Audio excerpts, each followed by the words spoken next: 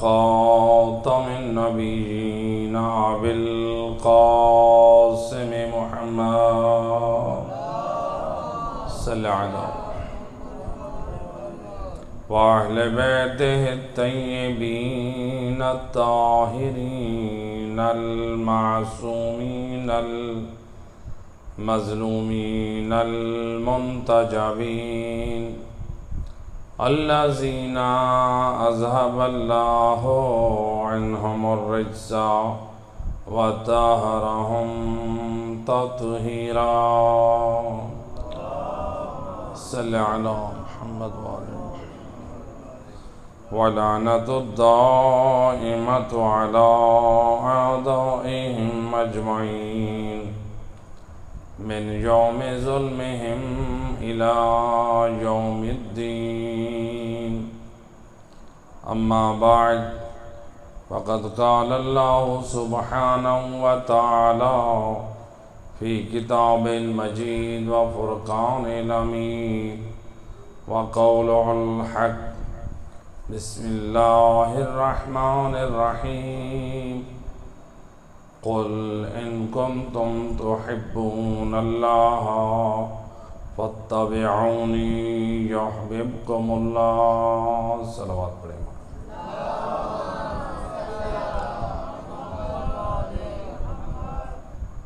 ارباب اعضاء قرآن مجید کی جس آیہ مجیدہ کو موضوع قرار دیا اور اس آیہ مجیدہ کی روشنی میں آپ مسلسل آج 5ویں مجلس سماعت فرما رہے ہیں. اس آیت کی روشنی میں موضوع تھا سیرت رسول. تو سید الرسل کی سیرت جس میں آج امام حسن مجتبی علیہ السلام کے بھی پیغام کا ذکر کیا جائے گا. اللہ سبحانہ و تعالی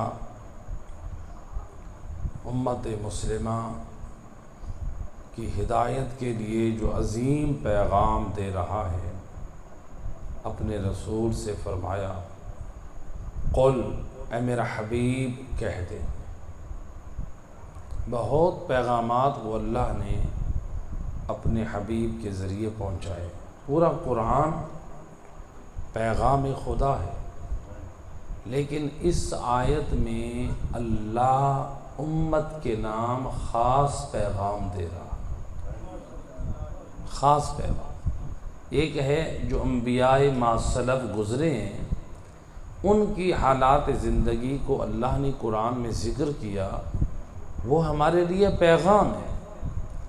لیکن جس میں اللہ خطاب کر رہا ہے میرا حبیب اپنے کلمہ گوں سے، مسلمانوں سے، اللہ کی محبت کا دعویٰ کرنے والے ہیں، ان سے کہہ دے قل ان کنتم تحبون اللہ، اگر تم اللہ کی محبت کرتے ہو، رکھتے ہو، فاتبعونی یحببکم اللہ، تو بس تم مجھ رسول کی پیروی کرو، میری اتباع کرو، بدلے میں نتیجے میں اللہ یحببکم اللہ، اللہ بھی تم سے محبت رکھے گا.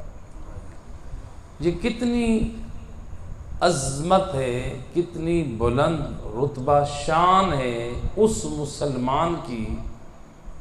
اللہ قرآن میں کہہ رہا. یہ نہ کسی مفتی کی بات ہے، یہ نہ کسی مولوی صاحب کی بات ہے، نہ یہ روایت ہے کہ انسان یہ کہے کہ یہ معتبر ہے یا یہ ضعیف ہے. اللہ کہہ رہا ہے میرا حبیب جو میری محبت کا دعویٰ کرنے والے ہیں ان سے کہہ دے مجھ رسول کی پیروی کریں، نتیجے میں اللہ کیا کرے گا؟ یحببکم اللہ، اللہ تم سے محبت کرے گا. یعنی اللہ کہہ رہا ہے میں محب بن جاؤں گا اور میرے نبی کی پیروی کرنے والے میرے محبوب بن جائیں گے. غور کرے ذرا کتنی عظمت ہے اس مسلمان کی جو نبی کی پیروی کرے. گویا یہ عظمت اور یہ شان اسی کو بخشی جا رہی ہے جو نبی کا پیروکار ہو. نبی کا پیروکار سے کیا مطلب؟ یعنی باعمل ہوگا. تو جو باعمل ہے، با کردار ہے، اللہ اپنی محبت کا تمغہ بھی اسے عطا کر رہا ہے. اور اگر کوئی کہے میں اللہ سے معافی مانگتا ہوں، میں اللہ سے معافی چاہتا ہوں، ایک مرتبہ ہوتا ہے کہ انسان اللہ سے معافی مانگے، گناہوں پہ استغفار کرے، یہ اور بات ہے. اس کے گناہ قابل بخشش ہوں یا نہ ہوں، انسان اپنے طور پہ اللہ سے معافی مانگتا رہے، لیکن کتنا وہ با فضیلت مومن اور مسلمان ہے. اللہ کہہ رہا میرا حبیب اس امت کو پیغام دے دے، اگر یہ تیری اتباع اور تیری پیروی کرے، میں اللہ ان سے محبت بھی کروں گا، اور میری محبت کا انداز یہ ہے وَيَغْفِرْ لَكُمْ ذُنُوبَكُمْ، تیرے دامن میں جتنے گناہ ہیں تیری معافی مانگے بغیر میں اللہ معاف کر دوں گا. اللہ کہہ رہے میں خود معاف کر دوں گا. یعنی رسول کی سیرت اتنی پاک راستہ ہے. اللہ کہتا ہے او میرا بندہ میرے حبیب کے راستے پہ آ جا، پھر میں تجھ سے محبت بھی کروں گا، تیرے گناہ بھی بخش دوں گا. ایک صلوات پڑھ دے محمد وحید.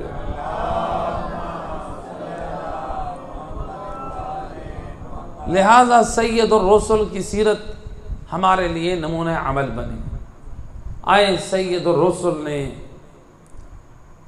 ایک قرآن میں اپنی زبان سے جو شکوہ کرنا ہے میدان قیامت میں، اللہ کو وہ شکوہ اتنا پسند آیا، اللہ نے اپنے حبیب کے شکوے کو قرآن میں درج کر دیا. رسول اللہ نے سورہ فرقان میں ارشاد ہوا وَقَالَ الرَّسُولُ يَا رَبِّ إِنَّ قَوْمِي اتَّخَذُوا هَذَا الْقُرْآنَ مَهْجُورًا.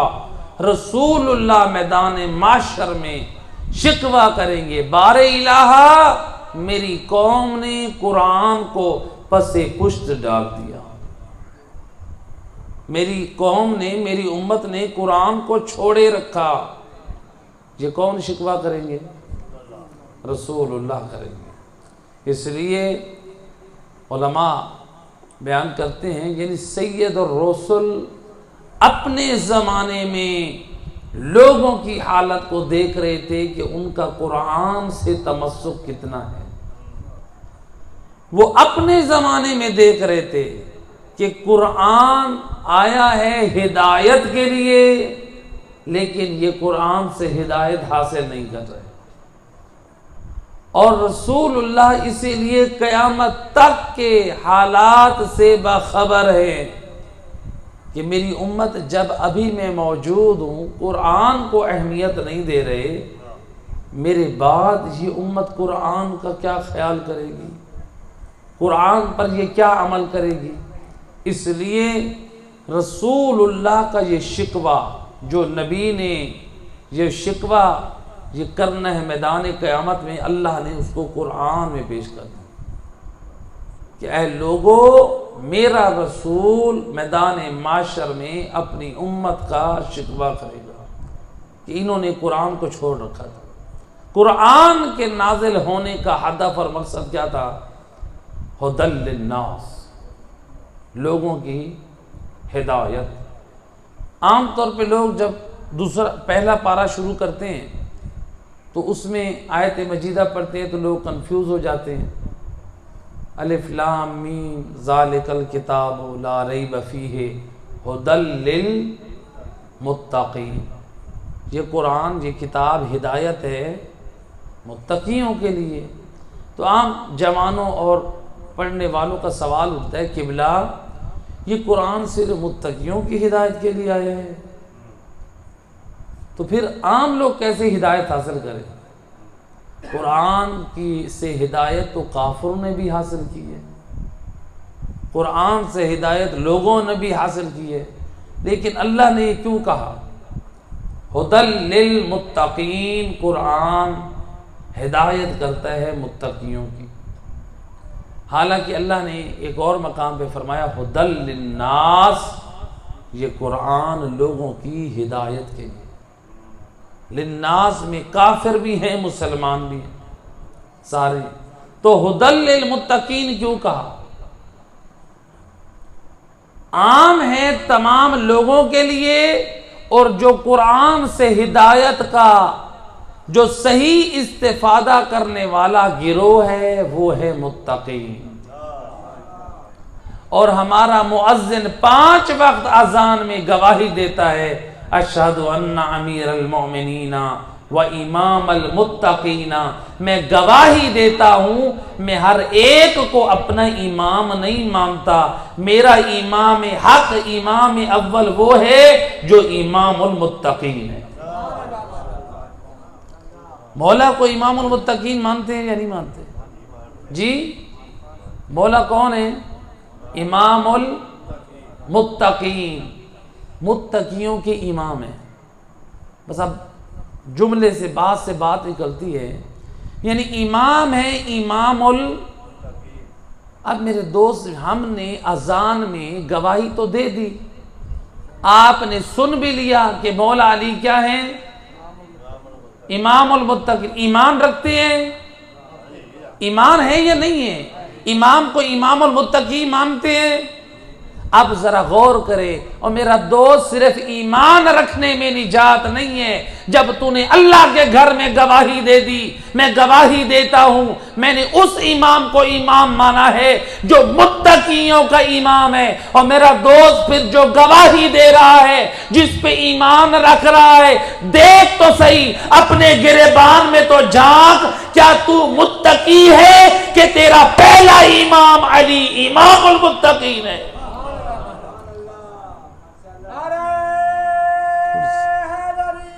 یا علی صلوات پڑھ دے محمد۔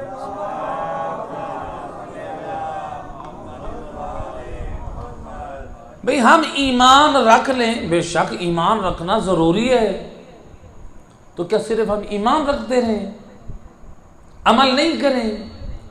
قرآن پر صرف ایمان رکھ لیں، قرآن اللہ کی کتاب ہے، اور قرآن ہدایت کی کتاب ہے۔ لہذا جب آپ نے یہ مانا مولا علی متقیوں کے امام ہیں، اور قرآن نے بتایا جس وارے سے قرآن کو متقیوں کا امام مانتے ہو، میں بھی اسی وارے سے قرآن کے چاہنے والوں کی ہدایت کرتی ہوں۔ ہدی للمتقین، علی کے چاہنے والے متقی پرہیزگار لوگ صحیح معنوں سے مجھ سے استفادہ کریں گے۔ ایک صلوات پڑھ دے محمد و اہل بیت۔ اللہم صلی اللہ علیہ۔ لہذا قرآن دیکھیں، قرآن کی اہمیت کیا ہے۔ مثلا میں ایک مثال دیا کرتا ہوں، آپ میں سے کوئی شخص بیمار ہوا، بیمار ہونے کے بعد ہم لوگ سارے اس کے گھر میں عیادت کے لیے گئے۔ ہم نے کہا کہ عیادت کے لیے آئے، سنائیں کیا حال ہے۔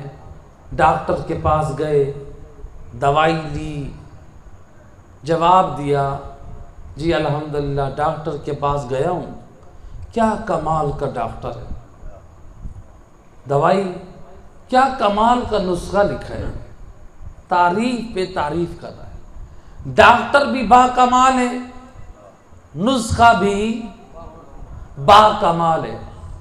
اچھا الحمدللہ اتنی تعریف کر رہے ہیں، پھر دوائی شروع کر دی۔ کہا نہیں دوائی نہیں لیے لیکن نسخہ بڑا با کمال ہے، ساتھ رکھے ہوئے ہے، بستر میں مرض پر ہے، خوش ہو رہا ہے، لوگوں کو بتا رہے ہے نسخہ بڑا با کمال ہے، ڈاکٹر بڑا با کمال ہے۔ بھئی آپ نسخہ لے چکے، اب نسخے پہ عمل کریں، صرف تعریفیں کر رہے ہیں۔ اب اپنی ایمان سے بتائیں، یہ مریض لاکھ ڈاکٹر کی تعریف کرے، یہ مریض لاکھ نسخے کی تعریف کرے، کیا اس کے مرض میں افاقہ ہوگا یا یہ ہلاکت کی طرف جائے گا؟ یہ ہلاکت کی طرف جائے گا، یہ موت کے منہ میں چلا جائے گا۔ کیوں؟ اس لیے جو نسخہ اس کو دیا گیا ہے وہ ہے عمل کے لیے۔ بھئی اس پر عمل کرو گے تو تمہارے مرض میں افاقہ ہوگا، جو تمہارے اندر بیماریاں ہیں وہ ختم ہوں گی، پھر تم صحت مند زندگی گزار سکو گے۔ اگر یہ نسخہ استعمال نہ کیا تو ہلاک ہو جاؤ گے۔ اور میرا دوست، اللہ مہربان نے بھی ہماری زندگیوں کے پاک کرنے کے لیے بہترین نسخہ بھیجا ہے اپنے حبیب کے وسیلے سے، قرآن۔ ہم کہتے رہے ماشاءاللہ قرآن کے کیا فضائل ہیں، ماشاءاللہ قرآن کی اس سورت کی یہ فضیلت، ماشاءاللہ قرآن کے فلاں آیت کا یہ ورد کرے، اس کا یہ فائدہ، قرآن کی فلاں سورت پڑھے اس کا یہ فائدہ۔ ہم قرآن کی فضیلت، اس کی شان کو، اس کی عظمتوں کو بیان کرتے رہیں، اور ہم قرآن جو اللہ نے ہمارے اندر جو بیماریاں ہیں ہم ان کا علاج نہ کریں۔ کیا وہ قرآن کی فضیلت بیان کرنا ہمارے لیے فائدہ مند رہے گا؟ ہم ہلاک ہو کر مریں گے، گمراہ ہو کر مریں گے۔ اور میرا دوست، یہ قرآن فقط اس لیے نازل نہیں ہوا ہے تو قرآن کی صورتوں اور آیات کا صرف ورد بنا کر بیماریوں پہ دم کر لے، اس میں کوئی شک نہیں ہے۔ ہمارا ایمان ہے بیماریوں پہ قرآن کو دم کر، یا آپ آیات قرآنی کو دم کریں، وہ باعث برکت بھی ہیں، باعث شفا بھی ہے، لیکن یاد رکھ قرآن کا اصلی ہدف اور مقصد جو تھا وہ وردوں اور دموں کے لیے نہ نازل ہوا، بلکہ قرآن نازل ہوا ہے ہدایت کے لیے۔ آواز ذرا زیادہ کریں، آواز آج کم ہے۔ یا رسول اللہ، یا علی، اللہم صلی علی محمد وآل محمد۔ لہذا قرآن کے مقصد کو سمجھیں، قرآن کس مقصد کے لیے نازل ہوا ہے، یہ قرآن کس قدر عظیم کتاب ہے۔ دیکھیں قرآن اس قدر عظیم کتاب ہے، یہ قرآن علماء نے بڑی محنتیں کی ہیں۔ قرآن کی آج تفاسیر 100 سے زیادہ ہو چکی ہیں، مختلف علماء سینکڑوں کی تعداد میں تفاسیر قرآن لکھی جا چکی ہیں۔ علماء اہل سنت نے بھی لکھی، علماء شیعہ نے بھی لکھی۔ ایک تفسیر ہے تفسیر مجمع البیان، ہمارے علماء شیعہ میں سے بہت عظیم تفسیر ہے، اور بہت وقت گزر چکا ہے اس تفسیر کو لکھے ہوئے، تقریباً 500 سال سے زیادہ عرصہ ہوا ہے۔ یہ وہ تفسیر قرآن ہے، جتنے علماء اس تفسیر قرآن کے بعد آئے، علماء اہل سنت ہوں، علماء شیعہ، اس تفسیر کو سامنے رکھتے ہیں، پھر اور تفسیر قرآن لکھتے ہیں۔ یہ تفسیر مجمع البیان یہ وہ ہے جس تفسیر کا حوالہ علماء اہل سنت اپنی تفسیر قرآن میں دیتے ہیں۔ یہ آپ کے مذہب کی اتنی عظیم تفسیر، یہ لکھی کیسے؟ اس کتاب، اس تفسیر قرآن کا لکھنے والا علامہ شیخ طبرسی، جو ظاہری طور پر یہ اس دنیا سے وفات پا گئے، حالانکہ یہ وفات نہیں پا گئے تھے، کوما میں چلے گئے تھے۔ اس دور میں لوگوں نے سمجھا کہ یہ فوت ہو چکے، غسل و کفن کر کے ان کو دفن کر دیا۔ اب یہ قبر میں موجود ہیں، ان کا وہاں پہ کوما ٹوٹا، افاقہ ہوا، قبر کے اندر سے محسوس کیا یہ تو میں قبر کے اندر ہوں، اس کا مطلب ہے میرے اوپر کوما طاری ہوا تھا اور نیند کا مسلط ہوئی تھی، اور قوم نے یہ سمجھا کہ میں فوت ہو چکا ہوں، لہٰذا اب جب قبر کے اندھیرے میں تنہائی محسوس کی، عالم دین ہے، گھبرائے نہیں، اسی اندھیری کوٹھری میں رب کی بارگاہ میں حاضر ہوئے، کہتے میرا اللہ، میں تیری بارگاہ میں نظر کرتا ہوں، مجھے یہاں سے زندہ و سلامت نکال، تیری خوشنودی کے لیے میں تفسیر قرآن لکھوں۔ اللہ، یہ علماء تھے، اس طرح سے منتیں مانے اور جس سے دین آل محمد کے مذہب کی خدمت ہو، ایسی منتیں مانی جائیں۔ قرآن پر ایمان رکھتے ہیں یا نہیں رکھتے؟ سورہ دہر پہ ایمان رکھتے ہیں؟ کتنا ہم یہ سنتے ہیں علماء سے، خطباء سے، ذاکرین سے کہ اہل بیت اطہار نے روزہ رکھا اور انہوں نے سائل کو کھانا عطا کیا اور اللہ نے ان کی شان میں آیات نازل کی۔ اب آپ یہ سنتے رہتے ہیں، میری کوشش یہ ہوتی ہے کہ جو چیزیں آپ نے سنی ہیں ان میں پیغام ذرا فکر کریں، اللہ پیغام کیا دے رہا ہے۔ آپ نے یہ سنا ہوا ہے کہ آل محمد کی شان میں یہ آیات نازل ہوئیں، کون سی صورت ہے، کون سی آیات ہیں؟ کبھی ہم نے یہ غور کیا وہ جو آل محمد نے روزہ رکھا تھا وہ کس لیے رکھا تھا؟ انہوں نے کیوں رکھا تھا؟ منت کا روزہ رکھا تھا۔ کس کا روزہ رکھا تھا؟ منت کا۔ اب ہمیں قرآن بتا رہا ہے، وارثان قرآن کی نگاہ میں اللہ کے نزدیک منت اگر کوئی محبوب عمل ہے تو وہ روزہ ہے۔ قرآن بتا رہے ہیں آل محمد کی نگاہ میں کوئی محبوب منت ہے تو وہ کیا ہے؟ وہ روزہ ہے۔ اب ہم اپنی مرضی کی منت مانیں وہ اور بات ہے، اگر کسی کے دل میں معرفت آل محمد ہو وہ کہے میں تو وہ منت مانوں گا جو مولا علی اور بی بی فاطمہ نے مانی تھی،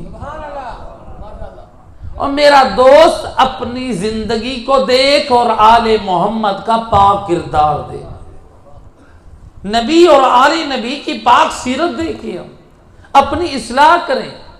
ٹھیک ہے آپ کی بہت ساری منتیں جائز ہو سکتی ہیں، بہت ساری تو منتیں عام طور پہ جو مانی جاتی ہیں وہ درست ہی نہیں ہوتی ہیں، ان کو صحیح معنوں میں مانا ہی نہیں جاتا۔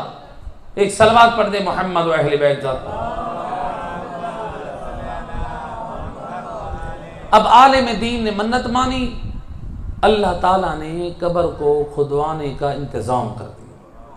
کفن چور آیا، قبر کو کھودا، تھوڑا سا ہاتھ ڈال کے کفن کو کھینچنا چاہتا ہے، ہاتھ ڈالا بھی کفن کو بھی کھینچے گا، اتارے گا، لیکن ادھر سے جیسے ہی اس نے قبر کو تھوڑا کھولا، ادھر سے علامہ طبرسی نے کفن چور کا ہاتھ پکڑ لیا۔ اب یہ پریشان، میں آیا تھا کفن چوری کرنے اور میرا ہاتھ پکڑا گیا، یہاں تو لینے کے دینے پڑ گئے، پریشان ہو گیا، یہ گھبرا گیا، پریشان ہوا۔ اندر سے آواز آئی، گھبرا نہیں، میں زندہ و سلامت ہوں، مجھے یہاں سے زندہ نکال، یہ کفن بھی دوں گا، اس سے زیادہ بھی مال دوں گا۔ اللہ اکبر۔ اب اس کفن چور کو اطمینان حاصل ہوا، اس نے قبر کو کھود دیا اور علامہ طبرسی کو قبر سے باہر نکال کے کفن پہنا ہوا ہے اپنے کاندھوں پہ، ان کے اوپر ایک کمزوری اور ضعف ہے، کاندھوں پہ اٹھا کے گھر لے آئے، اس کو دیا۔ یہ کفن چور بھی اس عالم کی صحبت سے با ایمان ہو گیا۔ اور علماء کی محفلوں میں بیٹھنے سے انسان دیندار بنتا ہے، علماء کی محفلوں میں بیٹھنا پسند کر۔ اللہ کے رسول فرماتے ہیں جو شخص عالم دین کے دروازے پہ چل کے جائے ایک شرعی مسئلہ معلوم کرنے، آواز قدرت آتی ہے، ملائکہ اس بندے کے نامہ اعمال میں اس کے بدن کے تمام بالوں کی مقدار کے برابر ہر بال کے بدلے میں ایک حج اور ایک عمرے کا ثواب لکھ دو۔ اللہ اتنا مہربان.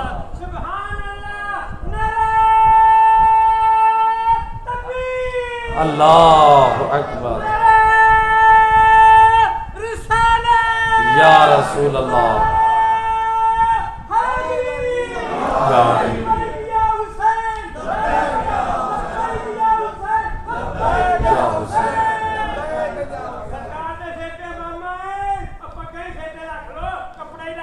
صلوات پڑھ دے محمد رحمہ اللہم صلی علی. لہٰذا عالم دین او علماء کی محفلوں میں بیٹھا کرو. علماء کی محفلوں میں بیٹھنے سے دین ملے گا، آل محمد کی تعلیمات ملیں گی. یاد رکھیں اگر ڈاکٹر کے دشمن بن گئے تو ہلاکت میں خود جائیں گے، علماء کے دشمن بن گئے تو ہم دین کے دشمن بن جائیں گے. علماء کے پاس اگر ہم نہیں بیٹھیں گے اپنی ایمان سے بتائیں پھر دین کہاں سے ملے گا؟ اللہ نے وحی کرنی ہے ہم پہ نازل، اور میرا دوست اب وحی ختم ہو چکی ہے، اور وہی نبی پہ جو آنی تھی، جو قرآن نازل ہونا تھا وہ ہو چکا، اور جو دین اللہ نے پہنچانا تھا وہ پہنچا دیا. اب ہم کہیں ہمیں علماء کی ضرورت نہیں ہے، اور میرا دوست کیا تو اس قابل ہے؟ اب تیرے پاس حضرت جبرائیل حکم الہی لے کر آئیں گے. بعض لوگ کہتے ہیں جب پوچھا جائے آپ کس کی تقلید کرتے ہیں، کہتے ہیں ہم امام زمانہ علیہ السلام کی تقلید کرتے ہیں. کیا کہتے ہیں؟ اور امام زمانہ کی تقلید نہیں ہے، ان کی پیروی ان کی بیعت ہے. اور معصوم کی بیعت ہوتی ہے. احکام شرعی میں بھی ان کی پیروی، جس چیز میں وہ حکم دے دے وہ ماننا واجب ہو جاتا ہے. فقیہ صرف احکام شرعی میں ہمیں حکم دیتا ہے. کہتے ہیں امام زمانہ علیہ السلام کی تقلید کرتے ہیں. الیاذ باللہ. اور جتنے یہ کہنے والوں نے مجھے کہا ہے، جب کہا ہے نا خدا گواہ ہے، ان کے کہنے کے بعد رونا مجھے آیا ہے. رونا کیوں رونا آیا ہے؟ کہتے ہیں ہم امام زمانہ کی تقلید کرتے ہیں، ادھر سے داڑھی چٹ، یعنی الیاذ باللہ امام زمانہ داڑھی صاف کرتے ہیں. بھئی جو کہہ رہے میں امام زمانہ کی تقلید کرتا ہوں داڑھی منڈواتا ہے، کیا الیاذ باللہ وہ اپنے کردار سے کیا کہہ رہا ہے؟ میرا وقت کا امام داڑھی مون ہے. اگر وہ نمازیں نہیں پڑھتا کہتا ہے میں امام زمانہ کی تقلید کرتا ہوں، وہ اپنے عمل سے کیا بتا رہا ہے؟ الیاذ باللہ میرے وقت کا امام بے نمازی ہے. بے شک تو کرتا ہے امام زمانہ کی تقلید. مجھے بھی بتا، میں اور تو مل کے امام کی تقلید کرتے ہیں. بتا تو صحیح کوئی ایک حکم تو نے اپنے وقت کے امام سے معلوم کیا؟ اللہ اکبر. یا رسول اللہ. یا عین. اور لہٰذا میرا دوست آل محمد کا راستہ ہدایت کا راستہ، قرآن کا راستہ ہدایت کا راستہ ہے. اپنی مرضی کو دین میں شامل نہ کریں. لہذا قرآن آئے امام حسن مجتبی علیہ السلام. اللہم صلی علی امام فرماتے ہیں جب قرآن جیسی کتاب تمہارے درمیان موجود ہے پھر تم گمراہ کن باتوں کی طرف توجہ کیوں دیتے ہو؟ کیا امام نے فرمایا جب قرآن جیسی عظیم کتاب موجود ہے پھر تم گمراہ کن باتوں کی طرف توجہ؟ وارث قرآن نے ہماری مشکل کو حل کر دیا. امام فرماتے ہیں جس وقت بھی جو بھی کوئی بات کرتا ہے گمراہی پہ، جا کے قرآن دیکھو، پریشان نہ ہو، قرآن کے ساتھ اس کی بات بھی لائے. اگر قرآن کے مطابق مل جائے قبول کر لو، اگر قرآن سے ٹکرائے تو اسے دیوار پہ دے مارو. اور میری قوم کے اکثر جوان آ کر مجھ سے سوال کرتے ہیں قبلہ ہم کہاں جائیں؟ علماء کچھ کہتے ہیں، خطباء کچھ کہتے ہیں، ذاکرین کچھ کہتے ہیں، ہم کس کی مانے، ہم کہاں جائے؟ میں کہا کرتا ہوں میرا دوست، اور تو کسی کی نہ مان، اور تو اس قرآن کی مان جس قرآن کو زہرا کے لال نے نوک نیزہ پہ پڑھا۔ تو اس قرآن کی مان، اور میرا دوست تو کسی کی نہ مان، تو اس قرآن کی مان جس قرآن کو علی حیدر کرار نے رسول اللہ کے ہاتھوں پہ پڑھا۔ اور میرا اور تیرا تو اس گھرانے سے تعلق ہے جو آئے ہیں دنیا میں ولادت با سعادت کے بعد علی مولا نبی کے ہاتھ پہ قرآن سنائے، اور حسین مولا شہادت کے بعد نوک نیزہ پہ قرآن سنائیں۔ ہم تو اس گھرانے سے تعلق رکھتے ہیں۔ گویا امام علی نے، امام حسین ابن علی نے قرآن پڑھ کر، مولا علی نے آغوش رسالت میں، امام حسین نے نوک نیزہ پہ قرآن پڑھ کے بتا دیا، اور دنیا والوں، اور جوانوں، اور ہمارے حبداروں پریشان نہ ہو، پڑھنے والا عالم ہو، پڑھنے والا خطیب ہو، پڑھنے والا ذاکر ہو، جو بھی پڑھے، جتنے بڑے نام والا ہو، جتنی بڑی شان والا ہو، ان کے کلام کو قرآن پر پیش کرو، اگر قرآن کے مطابق ہو اسے لے لو، اگر پڑھنے والا جتنا بڑے نام والا ہو، جتنی بڑی شان والا ہو، اگر اس کا کلام قرآن کے مطابق نہیں اسے ٹھکرا دو۔ صلوات پڑھ دے محمد وحید اللہ صلی اللہ علیہ بار دیگر باواز صلوات۔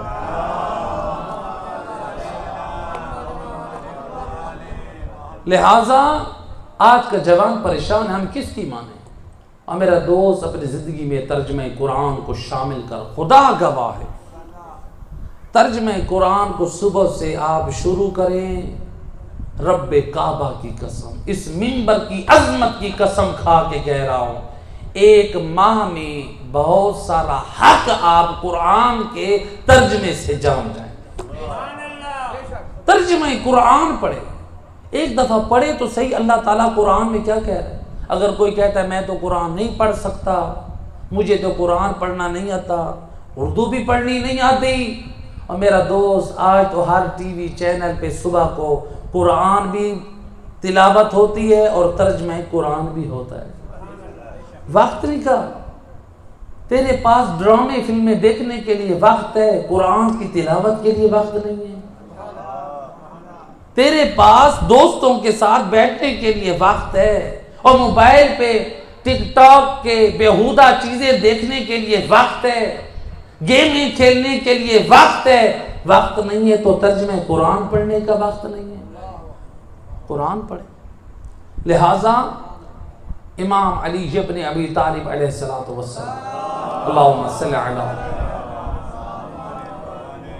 امام فرماتے ہیں جس گھر میں تلاوت قرآن ہوگی اس گھر میں 3 سعادتیں آئیں گی۔ جس گھر میں تلاوت قرآن اور ذکر الہی ہوگا اس گھر میں کیا ہوگا؟ 3 سعادتیں۔ امام فرماتے ہیں جس گھر میں ذکر الہی اور تلاوت قرآن، وہ گھر آسمان والوں کے لیے ایسے روشن ہوتا ہے جیسے زمین والوں کے لیے ستارے روشن ہوتے ہیں۔ امام فرماتے ہیں جس گھر میں تلاوت قرآن اور ذکر الہی ہو اس گھر میں اللہ کی رحمت اور برکت کا نزول ہوتا ہے۔ امام فرماتے ہیں جس گھر میں قرآن اور ذکر الہی ہو، قرآن کی تلاوت اور ذکر الہی ہو، اس گھر میں رحمت کے فرشتے آ کے ٹھہر جاتے ہیں۔ مجھے تو تاریخ میں ایک گھر نظر آئے، وہ ہے علی و بطول کا، اور مولا علی فرماتے ہیں او علی والا قرآن کی تلاوت تو کر، تیرے گھر میں رحمت کے فرشتے آ کر ٹھہریں گے، اس کی ضمانت میں علی دیتا ہوں۔ تلاوت قرآن۔ تیسرا چوتھا امام فرماتے ہیں جس گھر میں تلاوت قرآن اور ذکر الہی ہو اس گھر سے شیاطین دور رہتے ہیں۔ امام نے اب حدیث کا رخ بدلا، امام فرماتے ہیں او علی والو، او مسلمانوں، او قرآن پہ ایمان رکھنے والوں، اگر قرآن کو چھوڑ دیا، تلاوت قرآن کو ترک کر دیا، تمہارے گھروں میں قرآن کی تلاوت نہ ہوئی، امام فرماتے ہیں یاد رکھ جتنے نیک اعمال کرے اگر قرآن کی تلاوت نہیں ہے تیرے گھر میں کبھی بھی اللہ کی رحمت اور برکت نازل نہیں ہوگی۔ جتنے کام کریں، آپ لوگوں کو بلا کر آپ کہیں جی ہمارے گھر میں آ کر دعا کریں، آپ کہیں جی میرے گھر میں آ کے مجلس پڑھیں، آپ کہیں جی آج میں اللہ کے نام کی خیرات کر رہا ہوں، آج میں امام حسین کی نیاز بنا رہا ہوں، بے شک یہ سارے اعمال پسندیدہ ہے، یہ کرنے چاہیے۔ امام حسین کا ذکر بھی کریں، مولا حسین کی نیاز بھی بنائیں، اللہ کے نام کی خیرات بھی کریں، آپ اپنے گھر میں روزے داروں کی روزے چھوڑ بھی کریں، یہ سارے اعمال پسندیدہ ہیں۔ لیکن امام علی سمجھا رہے ہیں اور میرا چاہنے والا اگر تیری زندگی میں تلاوت قرآن نہیں ہے باقی سب کچھ ہے، رحمت خدا اور برکت الہی اس وقت تک نازل نہ ہوگی جب تک تیرے گھر میں تلاوت قرآن نہ ہو۔ تلاوت قرآن کو اہمیت دیں۔ لہذا امام فرماتے ہیں دوسری مصیبت کون سی ہے؟ جس گھر میں تلاوت قرآن اور ذکر الہی نہیں ہوگا اس گھر کو فرشتے ناپسند کرتے ہیں۔ جس میں تلاوت ہو اس میں فرشتے کیا کرتے ہیں؟ آ کے ٹھہرتے ہیں، اور جس گھر میں تلاوت قرآن نہ ہو اس کو ناپسند کرتے ہیں۔ اب میرا آپ لوگوں سے سوال ہے، فرشتے افضل ہیں یا امام زمانہ علیہ السلام؟ جی کون افضل ہے؟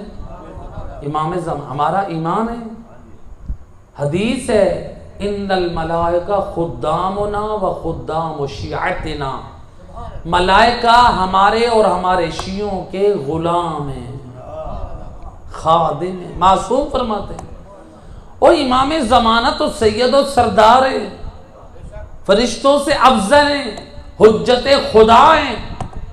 گویا آپ نے ماشاءاللہ اپنے ایمان کا اظہار کیا کہ امام زمانہ فرشتوں سے کیا ہیں؟ افضل ہیں۔ اچھا مولا علی کیا فرماتے ہیں؟ جس گھر میں تلاوت قرآن نہیں اس گھر کو فرشتے پسند۔ اب اپنے ایمان سے بتائیں جس گھر کو فرشتے پسند نہ کریں اس گھر کو ہمارے وقت کے امام پسند کریں گے؟ اور میرا دوست میں تو تجھے فکر دے سکتا ہوں، اور میرا دوست فکر کر، جس غفلت میں پڑے ہوئے ہیں اپنے آپ کو بیدار کر، وہ اپنی نسلوں کو بیدار کر، وقت کے امام کی غیبت میں زندگی گزارے، وہ اعمال کریں کہ وقت کا امام ہم سے راضی ہو۔ لہذا تیسری چیز امام فرماتے ہیں وہ گھر، اس گھر میں شیاطین آباد ہو جاتے ہیں۔ قرآن پڑھنے والے کے گھر میں شیاطین نہیں آتے، لیکن امام فرماتے ہیں جو قرآن نہیں پڑھتا اس گھر میں کیا ہوتے ہیں؟ شیطان آ جاتے ہیں۔ اس کے کئی معنی ہیں، ایک تو ہے کہ وہی شیاطین، اور ایک معنی یہ بھی ہو سکتا ہے کہ شیاطین یعنی جنات، یعنی جب قرآن نہیں ہے اس گھر میں جنات آ جاتے ہیں۔ اور ایک جو علماء نے جو اعمال نقل کیے ہیں، اگر کسی مقام پہ جن آ جائے انسان قرآن کی آیات کی تلاوت کرے تو وہ جنات انسان کو نقصان نہیں پہنچاتے۔ قرآن کی تلاوت کی اتنی برکت ہے، اور ظاہری بات ہے جس گھر میں تو قرآن کی تلاوت نہیں ہوگی اس گھر میں جنات نے آ کے ٹھہرنا ہے جی۔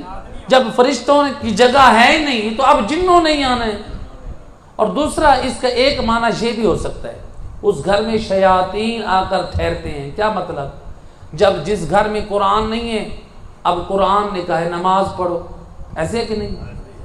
مولویوں نے تو نہیں کہا نا، قرآن نے کہا ہے. قرآن نے کہا ہے پردہ کرو، قرآن نے کہا ہے روزہ رکھو، قرآن نے کہا ہے زکوٰۃ دو، قرآن نے کہا ہے حج ادا کرو، قرآن نے کہا ہے خمس دو، قرآن نے کہا ہے میراث ادا کرو، قرآن نے کہا ہے بچوں کی تربیت کرو، قرآن نے کہا ہے شراب نہ پیو، قرآن نے کہا ہے جوا نہ کھیلو، قرآن نے کہا ہے زنا نہ کرو. توجہ ہے بھئی، قرآن نے یہ سب کہا ہے. اب جو بندہ گھر میں قرآن نہیں پڑھتا، جس کو قرآن سے رغبت نہیں ہے، اللہ گواہ ہے، منبر کی عظمت کی قسم کھا کے کہہ رہا ہوں، جو قرآن نہیں پڑھتے، جن کی زندگیوں میں قرآن نہیں ہے، ان کے گھروں میں دیکھ لے پردے کا خیال نہیں ہوگا.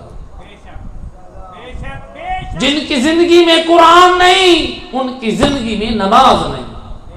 جن کی زندگی میں قرآن نہیں، وہ آپ کو جواری بھی نظر آئیں گے. جن کی زندگی میں قرآن نہیں، وہ آپ کو زانی بھی نظر آئیں گے. جن کی زندگی میں قرآن نہیں، وہ آپ کو شرابی بھی نظر آئیں گے. لہٰذا امام یہی سمجھا رہے ہیں اگر گھر میں قرآن نہیں ہوگا، شیاطین یعنی انسان شیطانوں والے تمام اعمال انجام دینا شروع کر دے. ایک صلوات پڑھ دے محمد.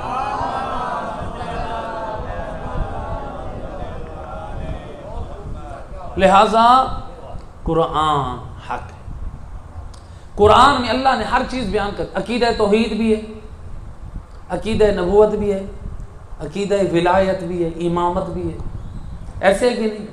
اللہ نے ہر عقیدے کو بیان کر دیا ہے. ہم دیکھیں عقیدہ توحید قرآن میں کیسے ہے، عقیدہ نبوت کیسے ہے، اور عقیدہ ولایت کیسے ہے. ایک عقیدہ اگر ہمارا خراب ہو جائے، جس سے ہمارے دو عقیدے خراب ہو سکتے ہیں، بلکہ تینوں. ایک عقیدے کی خراب ہونے سے ہمارے دو عقیدے بھی خراب ہو جائیں گے، تو پھر اس طرح ہمارے تین عقیدے خراب ہو جائیں گے. کون سا؟ وہ ہے عقیدہ ولایت. اگر ہمارا عقیدہ ولایت خراب ہو گیا تو ہمارا کیا ہو جائے گا؟ عقیدہ توحید بھی خراب، عقیدہ نبوت بھی خراب. کیسے؟ اچھا دیکھیں، جو مولا علی علیہ السلام کو اللہ کا ولی نہیں مانتا، آپ اپنے ایمان سے بتائیں، اگر آپ کسی امام بارگاہ کے باہر کوئی شخص کہے میں مولا علی کو اللہ کا ولی نہیں مانتا، میں علی کو علی ولی اللہ نہیں مانتا، آپ کیا کہیں گے؟ ایسے شخص کے بارے میں آپ کیا کہیں گے؟ آپ کہیں گے یہ شخص منافق ہے، آپ کہیں گے یہ دشمن علی ہے. بھئی جو مولا علی کو اللہ کا ولی نہیں مانتا، وہ یوٹیوب پہ بھی بڑا عظیم کلپ موجود ہے، مولانا اسحاق اہل حدیث کی عالم دین ہیں. ان سے جب پوچھا گیا قبلہ یہ شیعہ حضرات مولا علی علیہ السلام کو علی ولی اللہ کہتے ہیں، تھوڑا اس پہ روشنی ڈالیں، تو وہ اپنی قوم سے کہنے لگے کیا تم مولا علی کو اللہ کا ولی نہیں مانتے؟ انہوں نے کہا ہاں بے شک وہ اللہ کے ولی ہیں. تو مولانا اسحاق نے جواب دیا بس یہی فرق ہے، تم کہتے ہو ہاں اللہ کے ولی ہیں، شیعہ قوم وہ ہے جو علی کو اللہ کا ولی مانتی بھی ہے اور علی ولی اللہ کہتی بھی ہے. تم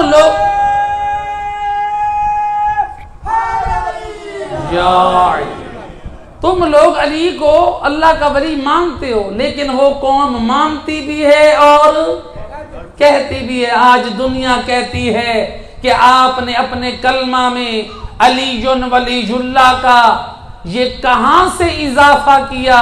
اور میرا دوست، یہ ہم نے اپنی طرف سے یہ کلمہ نہیں بنایا، بڑی ذمہ داری سے پڑھ رہا ہوں، علماء اہل سنت کی 4 کتابیں، ارجع المطالب، مطالب الاصول، ینابیع المودہ، مودہ فی القربہ، یہ 4 کتابیں جا کر دیکھ سکتے ہیں۔ روایت اللہ کے رسول سے یہ کتابیں لکھنے والے علماء اہل سنت ہیں، لکھتے ہیں اللہ کے رسول فرماتے ہیں جب میں معراج پر گیا، انی رأیت مکتوبا علی باب الجنہ، میں جب معراج پر گیا میں نے جنت کے دروازے پر لکھا ہوا دیکھا، پہلی سطر میں لکھا تھا لا الہ الا اللہ، دوسری سطر میں لکھا تھا محمد الرسول اللہ، تیسری سطر میں لکھا تھا علی ولی اللہ واخو رسول اللہ۔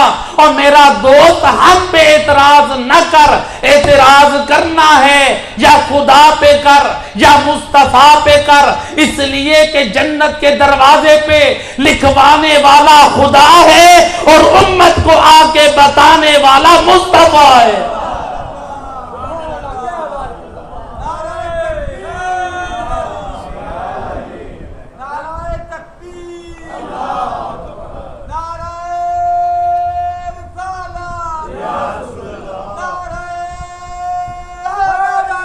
یا علی، ہم تو مولا علی کی ولایت پہ ایمان رکھتے ہیں۔ جب ہم علی ولی اللہ کہتے ہیں تو ہم مولا علی کو اللہ کا ولی مانتے ہیں، لہٰذا یہی عقیدہ اپنی نسلوں کو دیں، یہی عقیدہ اپنے بچوں کو دیں کہ ہم مولا علی کو کیا کہتے ہیں؟ اللہ کا ولی کہتے ہیں۔ بھئی کلمہ میں علی ولی اللہ پڑھتے ہیں کہ نہیں پڑھتے؟ جی گواہی دیتے ہیں کہ نہیں دیتے؟ اگر ہم کہہ دیں علی اللہ العیاذ باللہ، اگر کوئی کہہ دے علی اللہ، اگر کوئی کہہ دے علی رب، تو وہ کلمہ میں علی ولی اللہ کا انکار کر رہے یا نہیں کر رہا؟ اور میرا دوست تیرا اور میرا ایمان ہے مولا علی اللہ کے ولی ہیں۔ دنیا والوں کو بتا دے جو علی اللہ اور علی رب کے نعرے لگاتے ہیں ان کا مذہب تشیع سے تو کیا ان کا اسلام سے بھی تعلق نہیں ہے۔ ہم مولا علی کو اللہ کا ولی مانتے ہیں اور نبی کا بلا فصل وسیع مانتے ہیں، یہ ہمارا ایمان ہے۔ وہ اپنا صحیح عقیدہ بنا، اپنے بچوں کو بتا۔ اگر غیر مولا علی کو اللہ کا ولی نہ مانے تو ہم کہیں یہ مولا علی کا دشمن، اور اگر میری اور تیری صفوں میں کوئی علی اللہ کے نعرے لگائے، علی رب کے نعرے لگائے، کیا وہ مولا علی کا دوست ہے؟ پھر کہتے ہیں جی مولا علی کو رب کہہ سکتے ہیں، کیا کہتے ہیں؟ چلے ہم یہ پوچھتے ہیں یہی سوال نبی سے، کس سے پوچھتے ہیں؟ نبی جو فیصلہ کر دے اس کو ہم قبول کریں گے۔ روایت کو نقل کیا علامہ مجلسی نے بہار الانوار میں، ایک شخص آیا نبی کی خدمت میں، آ کر کہتا ہے السلام علیکہ یا ربی العیاذ باللہ۔ رسول اللہ کو کہتا ہے اے میرے رب آپ پر میرا سلام ہو۔ اب نبی نے کیا فرمایا؟ سید رسول فرماتے ہیں لعن اللہ علیک، تجھ پر اللہ کی لعنت ہو۔ وہ کیا کہتا ہے؟ وہ کہتا ہے میرے رب آپ پر سلام ہو، اور نبی نے کیا فرمایا؟ تجھ پر اللہ کی لعنت ہو۔ فرمایا اللہ ربی و ربک، میرا اور تیرا رب اللہ ہے۔ اور میرا دوست جب مصطفیٰ اس بات پہ راضی نہیں ہے کہ کوئی مجھے رب کہے اور مصطفیٰ کے دین کا وارث علی حیدر کرار کیسے راضی ہو سکتا ہے کہ کوئی مجھ علی کو رب یا اللہ کہہ دے؟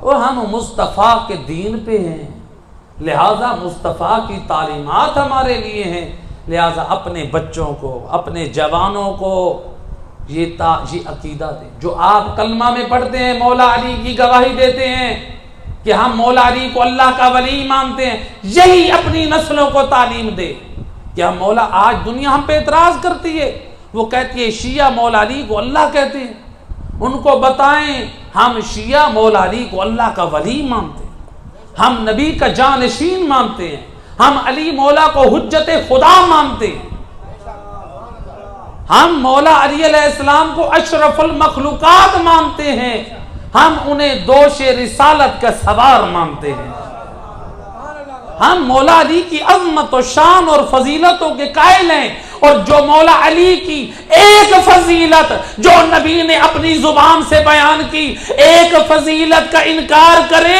ہم اس کے عقیدے پہ لعنت کرتے ہیں۔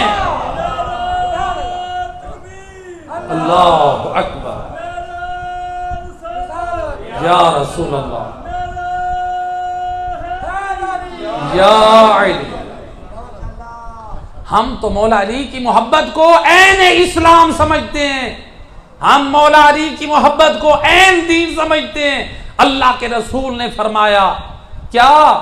السعیدو، نبی فرماتے ہیں او مسلمانوں، او کوٹھیاں جائیدادیں بنا کر یہ کہنے والوں ہم نے کوٹھیاں بنا لی، ہم نے گاڑی لے لی، ہم نے جائیدادیں بنا لی، ہم خوش بخت ہیں، نبی فرماتے ہیں یہ تمہارا معیار ہے، آؤ مجھ نبی سے سنو، السعید من احب علیا ومات علی حبہ۔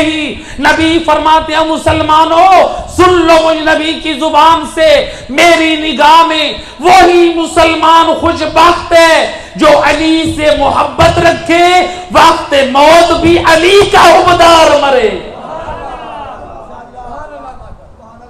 آج ہم کہتے ہیں فلاں بڑا بدبخت ہے، لوگ کہتے ہیں نا، عام طور پہ گھروں میں عورتیں سارا دن کہتی رہتی ہیں فلاں بڑا بدبخت ہے، کبھی شور کو بھی کہہ دے گی تو بڑا بدبخت ہے، کبھی اولاد کو بھی کہہ دے گی وہ بدبخت ہے، ایسے کہ نہیں؟ عام طور پہ یہ عورتیں اپنی زبان پہ یہ جملہ رکھتی ہیں فلاں بدبخت ہے، شور بدبخت ہے، بیچاری ایک ہی نیکوکار بیٹھی ہے گھر میں، سارے بدبخت ہیں۔ ہم دنیا والوں کو تمغہ دیتے ہیں بھئی فلاں بدبخت ہے، فلاں بدبخت ہے، فلاں بدبخت ہے۔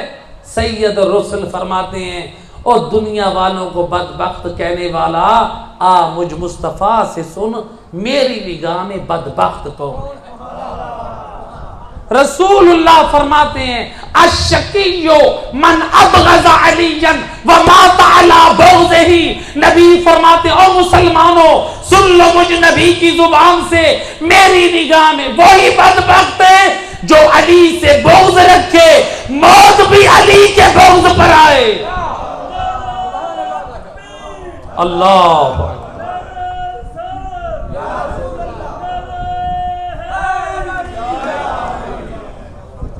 لہذا میرا دوست، آج تحقیق کا زمانہ ہے، ہر مذہب کی کتابوں کا ترجمہ ہو چکا ہے، علماء اہل سنت کی کتابوں کا بھی ترجمہ ہو چکا، علماء شیعہ کی کتابوں کا بھی ترجمہ ہو چکا۔ ایک دفعہ ذرا حقیقت کی نگاہ سے دیکھ حق کہاں ہے، تعویلیں نہ تلاش کر، حق دے۔ جب کسی صاحب کتاب نے اعتراف کر لیا نبی کی بیٹی مظلومہ ہے، نبی کی بیٹی کو حق سے محروم کیا گیا، اب ہم تعویلیں تلاش کریں؟ اجرکم علی اللہ زادہ۔ بی بی زہرا پہ بڑے مصائب آئے ہیں، کل یہاں تک بات پہنچی تھی، ہے جلتا ہوا دروازہ، اجرکم علی اللہ زادہ۔ اسلام کا حکم ہے جب کوئی فوت ہو جائے نا، جس کے ہاں میت اٹھے، اس کے گھر میں 3 دن تک لوگوں کو چاہیے کھانا پہنچائیں، اس کے گھر 3 دن تک تعزیت دیں۔ اور میں پوچھنا چاہتا ہوں مصطفیٰ کے بعد اور نبی کے وارث بیٹی زہرا کو مسلمانوں نے تعزیت دی؟ کیا مسلمان زہرا کے دروازے پر کھانے اور پینے کا سامان لائے؟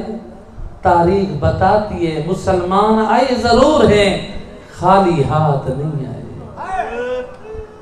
کسی کے ہاتھ میں لکڑیاں ہیں اور کسی کے ہاتھ میں آگ ہے اور دروازہ جل گیا.